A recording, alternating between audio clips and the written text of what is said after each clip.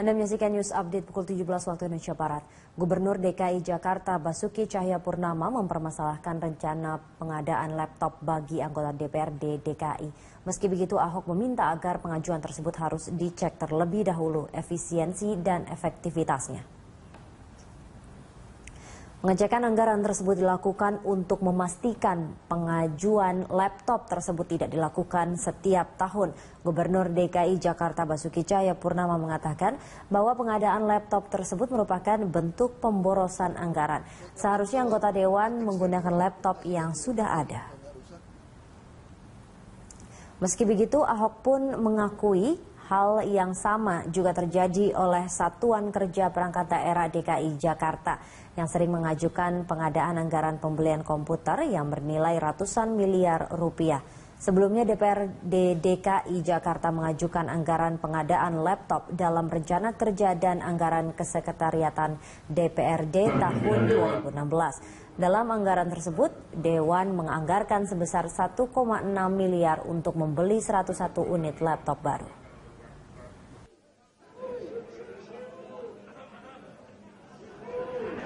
Nggak apa-apa, kita lihat aja.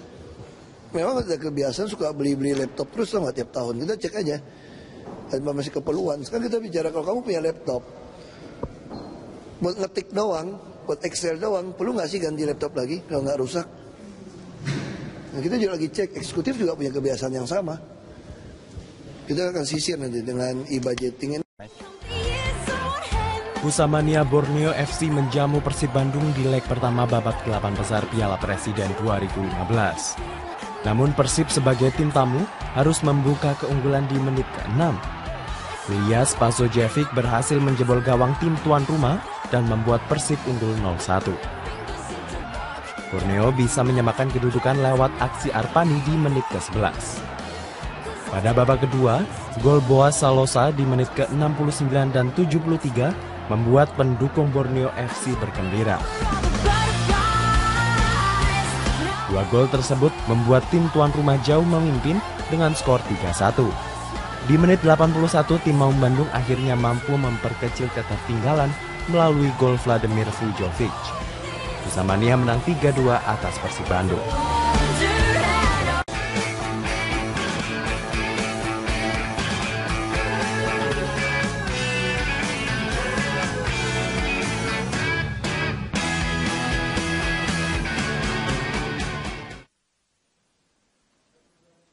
Polemik tindak pidana pencucian uang atau TPPU dalam rancangan Undang-Undang KUHP terus terjadi. Sejumlah pihak menganggap asas yang ada dalam RUU yang sedang dibahas saat ini lebih mengejar pelaku TPPU bukan kepada memburu aset para pelaku yang bisa memberikan efek jera sekaligus memiskinkan. Di RUU KUHP yang masih dibahas Komisi 3 DPR dengan Kementerian Hukum dan HAM ini, pelaku TPPU tidak dapat diadili bila sudah meninggal dunia. Padahal, dalam Undang-Undang Nomor 8 Tahun 2010 tentang Pencegahan dan Pemberantasan Tindak Pidana Pencucian Uang, aset pelaku tetap bisa diadili, meski sang pelaku sudah meninggal dunia. Kodifikasi yang diatur di RUU dianggap tidak jelas dan tidak sepenuhnya mengakomodir ketentuan yang ada. Lebih jauh, RUU KUHP dianggap bisa mengebiri fungsi KPK sebagai lembaga anti korupsi karena memindahkan fungsi penindakan kepada kejaksaan dan kepolisian. Namun Menteri Hukum dan HAM membantahnya sekaligus menjamin kewenangan KPK tidak dipangkas. Bagaimana polemik TPPU ini bisa diakhiri dan asas penyitaan aset pelaku TPPU bisa terpenuhi? Apakah delik TPPU harus terpisah dari KUHP seperti saat ini? Pagi ini kita akan mendiskusikan kontroversi tindak pidana pencucian uang di rancangan Undang-Undang KUHP bersama narasumber yang sudah hadir di studio Berita 1, peneliti Indonesia Legal Roundtable Refki Saputra. Dan pemirsa, kami juga mengundang Anda untuk memberikan komentar lewat SMS ke 0811-833-5551 atau melalui pesawat telepon di nomor 021-52900-308 atau 021-52900-311. Saya langsung ke Mas Refki. Mas, ini kalau kita bicara soal RUU KUHP yang rencananya ini undang-undang TPPU juga akan dimasukkan ke dalamnya. Kalau dari penelitian, artinya dari Indonesia Legal Roundtable sendiri melihatnya ini apakah menjadi sesuatu yang seharusnya urgen atau sebetulnya biarkanlah ini seperti adanya saat ini? Iya, terima kasih. Kita sebenarnya bersama teman-teman yang lain di dalam Aliansi Nasional untuk Reformasi KUHP, sebelum berbicara apakah ini penting atau tidak penting, kan kita harus melihat dulu, ini kan konsepnya kodifikasi. Jadi semua undang-undang itu disatukan dalam satu buku. KUHP ini sudah sejak dahulu juga sudah, tapi kita belum melihat apa formula kodifikasi ini, gitu loh. Kalau kita lihat banyak tindak pidana yang diatur di luar KUHP itu masuk menjadi buku 2 di dalam KUHP. Artinya apa? Beberapa hal memang dia harus mengacu dulu ke buku satunya. Buku 1 itu tentang azas. Nah, baru kemudian kalau tidak diatur di undang-undang sektoralnya, boleh itu diatur secara berbeda. Nah, tapi menurut kita ada salah satu pasal yang kemudian pasal aturan peralihan. Nah, di situ dijelaskan selama 5 tahun semua undang-undang yang di luar KUHP yang sudah masuk ke dalam KUHP harus terintegrasi dengan KUHP. Dan kemudian disebutkan harus undang-undang itu sendiri harus direvisi. Nah, artinya ini semua harus mengacu ke KUHP. Jadi KUHP menjadi satu standar baku unifikasi hukum.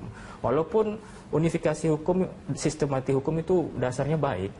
Jadi kita tidak perlu ada undang-undang pencurian, undang-undang pemerkosaan, itu sebenarnya baik. Tapi kalau melihat perkembangannya, banyak undang-undang yang diatur punya spesifikasi sendiri, punya karakter tersendiri, kemudian dipaksa mengikuti satu sistem hukum di KUHP. Nah, ini kan jadi tidak. Artinya menurut Anda, apakah undang-undang TPPU ini harus dimasukkan ke KUHP atau tidak?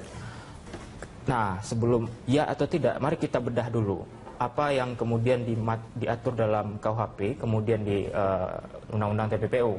Kita bicara karakter. Undang-Undang Tindak Pidana Pencucian Uang, karakternya adalah lebih bersifat in rem. In rem itu maksudnya lebih ke harta kekayaan. Berbeda dengan yang kemudian dalam KUHP. KUHP lebih bersifat impersonam, atau dia mengejar pelaku ya, subjek tindak pidana.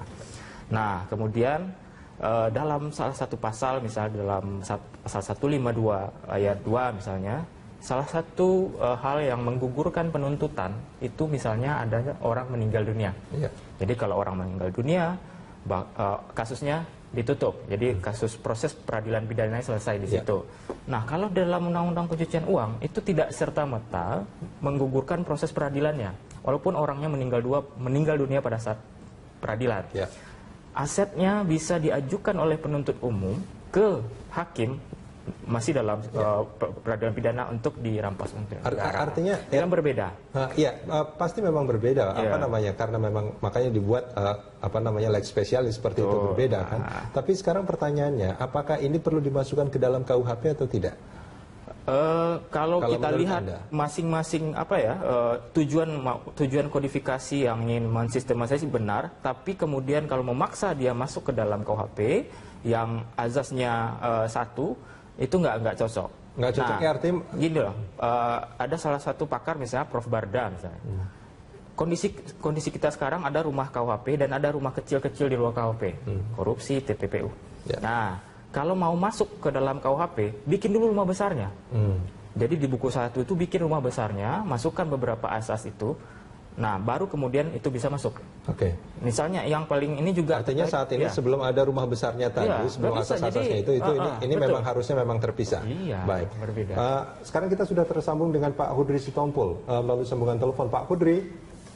Iya. Selamat pagi Pak Hudri. Pagi. Di studio juga ada Mas Refki Saputra dari Indonesia Legal Roundtable. Kalau menurut Pak Hudri sendiri, apakah memang undang-undang TPPU ini harus dimasukkan ke dalam KUHP?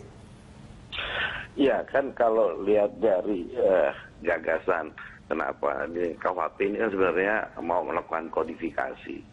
Artinya ya kodifikasi ini kan kita coba mau masukkan ketentuan-ketentuan pidana dalam satu buku atau satu kitab undang-undang.